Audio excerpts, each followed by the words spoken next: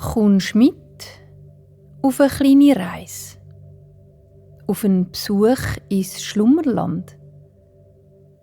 Heute besuchen der Flick und Fanian 2 Muns, die im Wald ein ganz besonderes Zuhause aufgebaut haben. An diesem Ort können sie ihren Ideen freien Lauf lassen und das machen, was sie gerade am liebsten wollen. Heute malt Fanian ein Bild und der Flick bastelt ein Windspiel. Also, dann machst du jetzt so bequem, wie es nur geht. Und dann machst du deine Augen zu. Der Ort, wo du bist, ist immer noch da, auch wenn du die Augen zu hast. Und jetzt stellst du dir vor, dass irgendwo da in der Nähe um dich herum eine Tür siehst. Eine Tür mit einer Türfalle. Wenn du jetzt die Türfalle abdrückst und durch die Türen durchgehst, bist du da. Im schönsten Land, das es gibt. Im Schlummerland.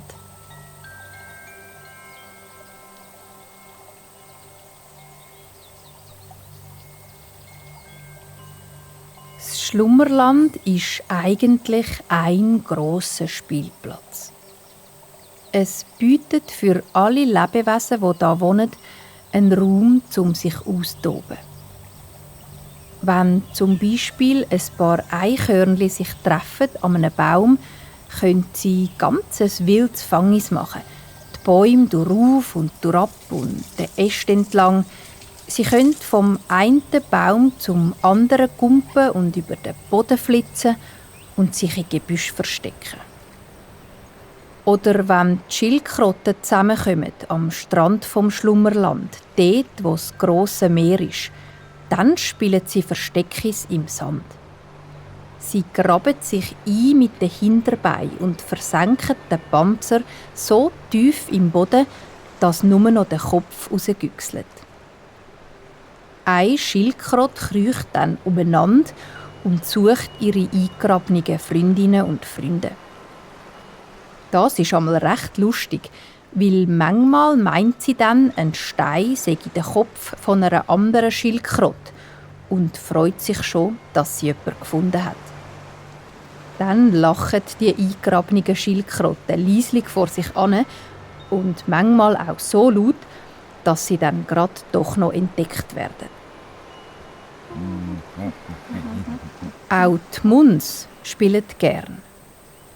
Muns leben auch im Schlummerland. Sie sind klein und zottelig mit 2 Armen und 2 Beinen und einem grossen Kopf, der auf breiten, haarigen Schultern sitzt. Die Muns sind nicht sehr schnell. Das heisst, dass sie rennen, das kommt eigentlich fast nie vor. Sie haben auch keinen Grund dazu, weil pressieren muss man im Schlummerland nie. Und es gibt auch keinen Moment, wo man vor etwas wegrennen müsste. Aber Rennen kann natürlich auch einfach Spass machen. Und Spass, das haben auch die Muns gern. Jeder Ort im Schlummerland ist gut zum Spass haben. Aber einer ganz besonders. Der Ort ist das Heim von 2 Muns, die hier miteinander wohnen. Sie heissen Li und Lagros. Die beiden haben sich ihr Daheim ganz speziell eingerichtet. Sie wohnen auf einer grossen Lichtung im Wald. Es hat dort eine Ecke, wo sie schlafen. Eine kleine Nische in einem Stein am Rand der Lichtung, wo ausgepolstert ist mit Blättern, Moos und vielen farbigen Küssen. Ein Bett, wie es viele Muns gern haben. Der Rest vom Platz ist voll mit sehr besonderen Sachen, wo die Li und der Lagros, seit sie da wohnen, hergezaubert und gesammelt haben. Muns können nämlich zaubern, und zwar indem sie 3-mal auf ihren Bauch klopfen. und dabei ganz fest an das denken, was sie brauchen in dem Moment. Die Li und der Lagros haben die Lichtung aus einem ganz speziellen Grund ausgewählt. Der Ort hat in ihnen etwas aufgeweckt. Wo sie beide zusammen das erste Mal über die Wiese im Wald gelaufen sind bei beiden ganz viele Ideen aufgestiegen. Ideen für Bilder und Lieder und Tänze. Sie sind ganz kribbelig geworden und haben fast nicht mehr ruhig laufen. So fest haben sie Lust gehabt, um etwas zu machen mit diesen Ideen in ihrem Kopf. Da haben sie gewusst, dass das der richtige Ort ist für ihr Zuhause. Ein Zuhause, wo man ganz einen Haufen schöne Sachen machen kann. Die eine Ecke der Lichtung ist eine Art Malstation. In einem Kreis stehen da ganz viele Töpfe, die gefüllt sind mit glänzigen, satten Farben. In der Mitte des Kreis kann man ein Blatt oder sonst etwas anlegen, das man bemalen möchte. Und dann kann man im Kreis herumgehen und die Finger in den Topf stecken, den man gerade möchte. Es hat da nicht nur Farben, sondern auch Töpfe, die mit Glitzer oder mit kleinen, funkelnden Steinchen gefüllt sind. Auch die kann man brauchen für das Kunstwerk. In einer anderen Ecke vom Garten liegen ganz viele verschiedene Klötze aus Holz und aus Kork, zum Teil auch aus Stein. Die Klötze haben die unterschiedlichsten Grössen und Formen. Es ist der Li ihr Lieblingsort. Da baut sie gern Türme oder etwas, das aussieht wie ein Schiff oder ein Haus. Oft baut sie den ganzen Tag dran und wenn es Abend wird, baut sie ihr Werk wieder ab. So kann sie am nächsten Tag wieder etwas ganz Neues aufbauen. Etwas, das nichts mit dem vom Tag vorher zu tun hat. Neben dem Bau und dem Malecken liegen in der Li und dem Lagros ihrem Garten noch ganz viele andere Sachen. Ein grosser Haufen aus Laub, wo man sich reingehen lassen kann. Und eine Art Trampolin, wo die beiden zusammen mit anderen Munds aus Lianen gebaut haben. Sie haben auch ein Gireizli, das am Ast von einem riesengroßen Baum hängt, so dass man so richtig weit hindern und vorne schwingen kann. Man kann so hoch aufschwingen, dass, wenn man zuoberst oben ist, sogar das Meer sieht. Der Li und dem Lagros, ihr Garten, ist weit bekannt und oft kommen andere Munds vorbei, zum Spielen oder zum künstlerisch sein. Auch der Flick und Fanian kennen die beiden und ihr Spielparadies. Der Flick und die Fanian sind zwei Mundsfreunde, die gern zusammen unterwegs sind im Schlummerland und miteinander Sachen unternehmen. Zum Beispiel eben auch die Li und den Lagros in ihrem Garten besuchen. Die beiden sind gerade am Essen, wo der Flick und die Fanian zu ihnen auf die Lichtung kommen. Es gibt eine Art Salat aus farbigen Blütenblättern und zum Trinken Sonnentee. Sonnentee ist der Li ihre Spezialität. Für den sammelt sie im Wald und auf der Wiese vom Schlummerland ganz viele feine Kräutchen und tut sie in einen grossen, farbig angemalten Krug aus Ton. Den Krug füllt sie dann am nächstgelegensten Bächli mit Quellwasser und stellt dann für ein paar Tage in die Sonne. Das Wasser wird so mit weichem Sonnenlicht aufgetankt und die Kräutchen machen aus dem Wasser einen leichten, hellgrünen Tee. Der Lagros gibt den beiden Munds etwas vom Tee zu trinken. Beide kommen ein kleines Tonschälchen über, das die Li, genau wie der Krug auch, selber gemacht hat. Natürlich könnten sich Munz so Gefäße auch einfach zaubern, aber die Li tut eben gern töpfern und die Tassli, Krüge und Schäleli dann anmalen. Die meisten Munz essen ohne Teller oder Tassli, aber bei der Li und beim Lagros ist eben alles ein bisschen besonderig. Der Li, ihres Fell ist heute dunkelgrün und sehr lang und glatt. Auf dem Kopf hat sie einen grossen Hut aus Stroh, wo ganz viele farbige Blumen dran gesteckt sind. Zwischen diesen Blumen sitzen selber bastelte und farbig angemalte Figürchen aus Ton und Stroh. Lagros sis Fell ist kurz und grau und er hat nichts auf dem Kopf, dafür etwas an den Füßen. Und zwar 2 sehr grosse, gelbe Gummistiefel, obwohl es gar nicht regnet. Der Flick und Fanian trinken genüsslich und langsam vom feinen, fein schmeckenden Sonnentee. Sie spüren, wie das Kräuterwasser sie belebt, wie es in ihnen etwas aufweckt, wo Lust macht, um sich da im Garten zu bewegen. Die Fanian spürt, wie fest sie Lust hat, um etwas zu malen. Vielleicht ein Bild, das sie nachher einem Flick schenken könnte.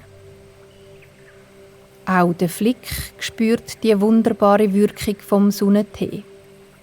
Vielleicht könnte er so etwas wie ein Windspiel bauen, das er der Fanian geben könnte, damit sie es bei sich daheim im Baumhaus aufhängt.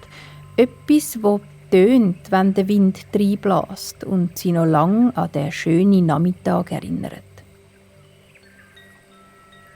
Der Flick und Fanian stellen vorsichtig ihr Schäleli ab auf den holzigen Tisch, wo der Lagros selber gezimmert hat. Die Li und der Lagros lächeln sie verschmitzt an und der Flick und Fanian lächeln zurück und tauchen dann ein in den grossen Garten, voll mit diesen wunderbaren Möglichkeiten. Die Fanian stellt sich in Kreis zwischen die Farbtöpfe und legt ein grosses Stück Rinde, das sie auf dem Platz gefunden hat, in der Mitte ab. Das soll ihre Leinwand sein. Die Fanian nimmt keinen Pinsel, sondern dünkelt zuerst ihre eine und dann ihre andere Fingerspitze in einen Farbtopf, wo im Kreis steht. Sie schaut nicht, was es für eine Farbe ist, sondern lässt sich einfach von ihrem Gefühl leiten. Sie tunkt mal dort und mal da rein und die Farben vermischen sich zu schönen neuen Verbindungen, die die Fanian noch nie gesehen hat. Sie pinselt auf die Rinde in einem wilden Muster und Fanian vergisst alles um sich herum. Es gibt in dem Moment nur noch sie und die Farbwelt und das Bild vor ihr, wo immer farbiger und ausgefüllter wird. Sie bewegt sich hin und her zwischen den Farben. Alles passiert wie von mir selber. Die Fanian macht die Augen zu und spürt, wie schön das ist.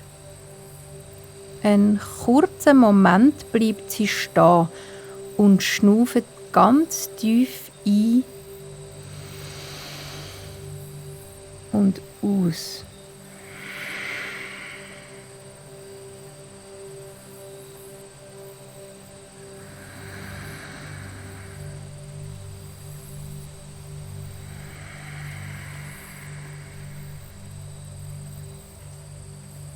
Und dann macht sie langsam weiter, ohne ihr Kunstwerk in eine Richtung zu leiten.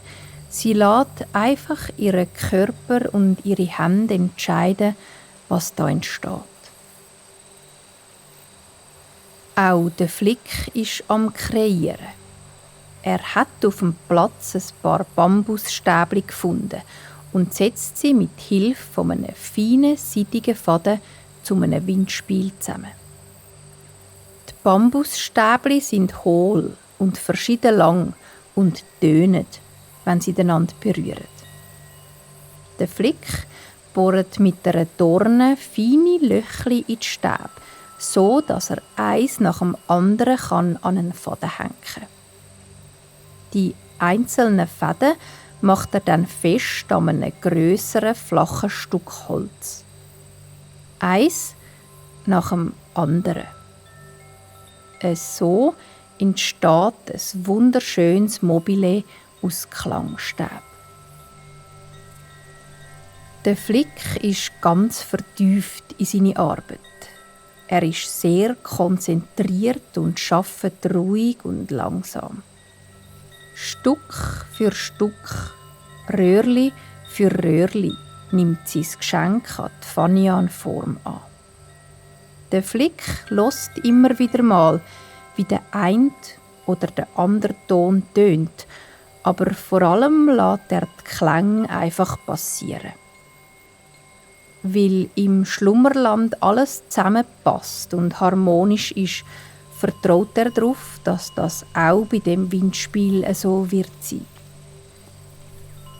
Die Fanian und der Flick sind ganz für sich und trotzdem verbunden durch die Bewegung, wo beide in sich spüren, wo bei beiden auf eine andere Art und Weise nach außen weht. Der Flick, der gerne Musik hat und Instrument, und die Fanian, die so gerne Farben und Formen hat. Was sie schaffen, ist unterschiedlich, aber wachgerufen wird es von der gleichen inneren Kraft. Eine Kraft, die Teil von jedem Lebewesen ist. Eine Kraft, wo man nur wachkützeln und voller Vertrauen ausbrechen lassen. Einfach loslegen und malen oder tanzen, singen, basteln oder bauen. Ganz ohne sich Gedanken zu machen, warum. Der Flick und die Fanian sind so vertieft in ihre Arbeit, so vergessen im Moment, dass sie gar nicht merken, wie die Sonne am Himmel vergeht und wie es Abend wird im Schlummerland. Die Li und der Lagros haben sich schon in ihr Schlafnest gesetzt und schauen den beiden Munds zu, wie sie ihre Kunstwerke vollendet.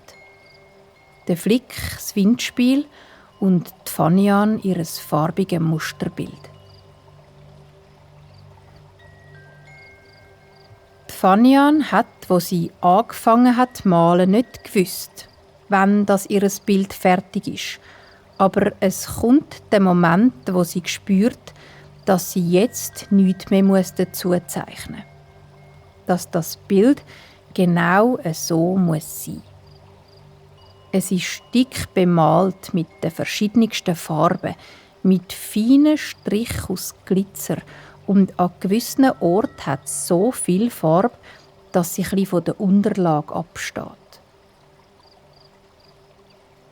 Der Moment, wo ihr Bild fertig ist auch der Moment, wo die Fanian merkt, wie müde sie ist. Sie gähnt und schaut zu ihrem Freund Flick über. Der sitzt auf dem Boden und schaut sein Windspiel an. Auch er ist mit seinem Kunstwerk zufrieden und lächelt Fanian an, wo sich ihre Blicke treffen. Wie schön, denkt Fanian. Morgen schenke ich dem Flick mein Bild. Ich bin schon gespannt, wie er es findet. Aber das erste Mal möchte Fanian schlafen. Sie und der Flick stehen fast gleichzeitig auf. Er hat sein Windspiel in der Hand. Sie laufen aufs Nest von der Li und dem Lagros zu. Heute schlafen sie alle miteinander in dieser bequemen, weichen, warmen Nische. Die Li und der Lagros haben sich schon hergelegt und ihre Augen zugemacht. Und auch der Flick und Fanian legen sich jetzt an. Der Flick hebt sein Windspiel über seine Freunde und Freundinnen und bewegt es ganz fein hin und her.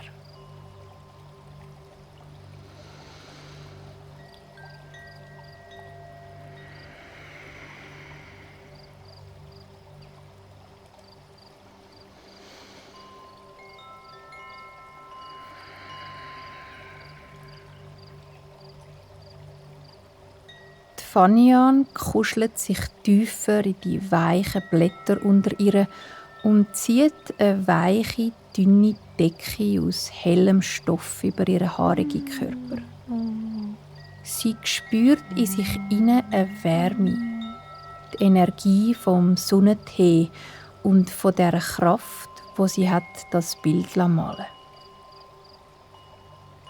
Was für ein schönes Gefühl das ist, wenn man seine Ideen freien Lauf lassen kann, denkt sie.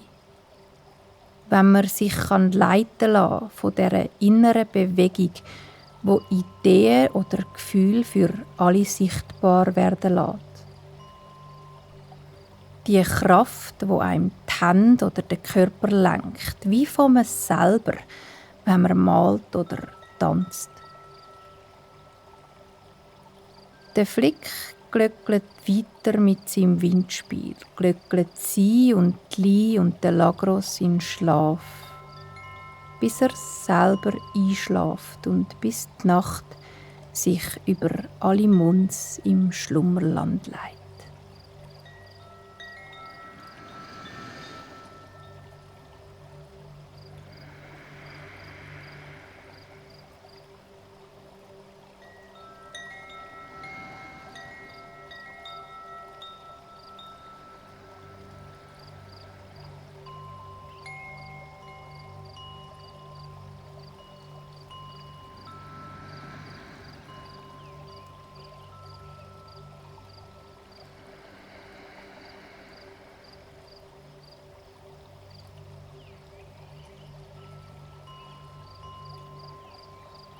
Und alles ist, wie es ist im Schlummerland.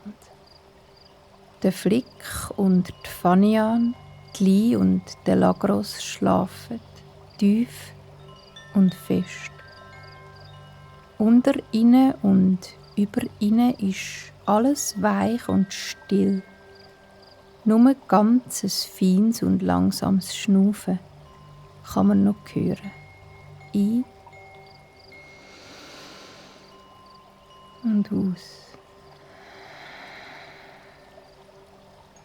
Ein